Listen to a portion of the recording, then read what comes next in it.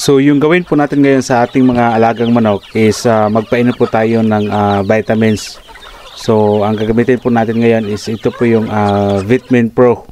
So Vitamin Pro, so ano po bang ibig sabihin ng Vitamin Pro? So ito is vitamins and probiotics. So from the word probiotics, ibig sabihin is proper digestion. So halimbawa yung mga manok natin, yung pagbigay natin ng feeds, hindi po siya natutunaw. So isa itong Vitamin Pro yung makakatulong po dito para mas magkaroon po sila ng proper digestion yung ating mga manok na hindi natutunawan sa kanilang kinakain. Then sa ngayon, kung napapansin niyo mga about 5 days ago, 4 days ago, yung mga manok natin is tinamaan po ng kung ano-anong mga sakit. Andyan po yung mga sipon, pisik, halak, even coryza, except for fowl pox, wala po dito. So ngayon, yung panahon din natin, ang isa sa mga dahilan, yung pabago-bago na panahon. So umaga is sobrang init, then by hapon naman mga around mga 3:30, so bigla naman siyang umulan.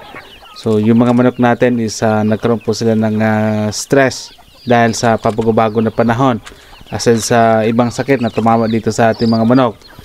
So ang isa sa mga reason kung bakit magpainom tayo ng vitamins sa ngayon, kasi nga the other day yung ating mga manok is tinamaan din po siya ng sakit na fowl cholera.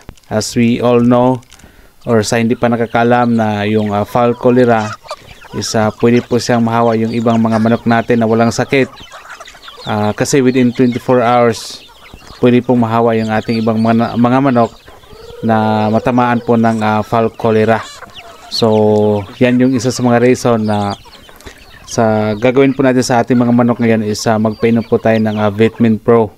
But actually sa mga previous na mga vlog din po natin is meron tayong mga mga ginagamit na mga vitamins para sa ating mga manok.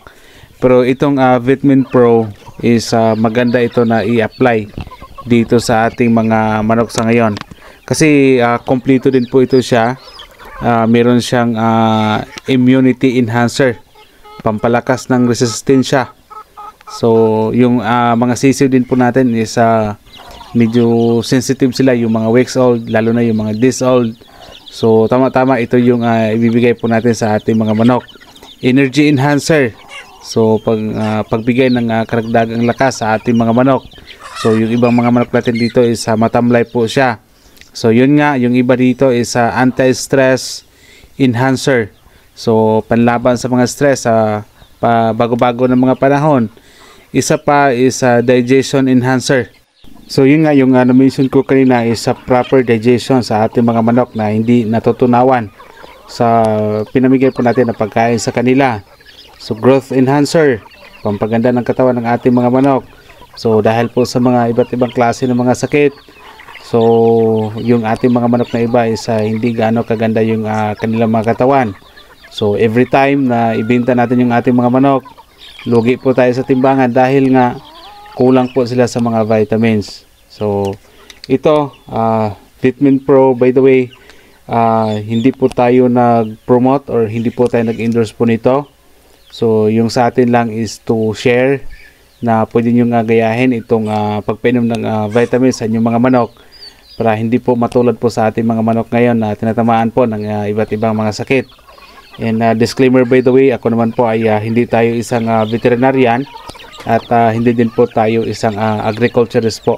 So all the videos na na-upload natin dito sa ating channel ay base lamang po yan sa ating personal experience.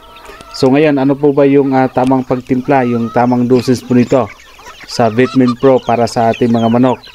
So itong Vitamin Pro, so sa lahat ng mga ito, sa mga days old, weeks old, month old, yung may mga edad ng mga manok, po dito sa lahat ng edad ng mga manok.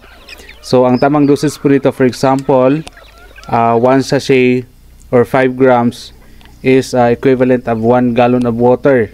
1 gallon of water, pareho lang ho yan sa, or equivalent po siya ng 4 liters na tubig. So yan, pwede nyo isukat. Yung 4 na litro is equivalent po yan ng 1 gallon of water. So example, yung sa atin na yan, that's 1 gallon yan, or 4 liters. So 2 gallons yung ipapainom po natin, kasi marami tayong mga manok na kailangan nating bigyan ng vitamins. So yung may mga sakit o walang sakit, actually pwede po itong gamitin, itong Vitamin Pro. So mas maganda after natin na magpakain sa kanila or magbigay ng feeds in the morning. So ito yung ipibigay natin, itong Vitamin Pro. So ito pinamigay natin sa ating mga manok, itong Vitamin Pro.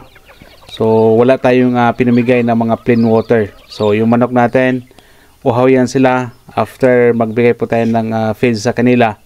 So wala silang ibang choice kundi yung iinumin po nila is itong Vitamin Pro. Then after mga 3 or 4, tsaka na tayo magbigay ng plain water para po sa ating mga manok.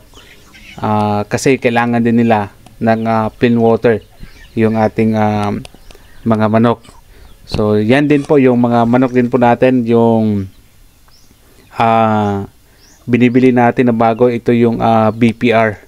So bumibili rin tayo ng mga future na gawin nating inahin na BPR. Then meron din dito for the future na gawin po natin na for roaster, pang upgrade sa ating mga native chicken, itong BPR. So dandahan na tayong aside sa upgraded na native chicken, so dandahan lang tayo na bumibili po ng mga heritage chicken.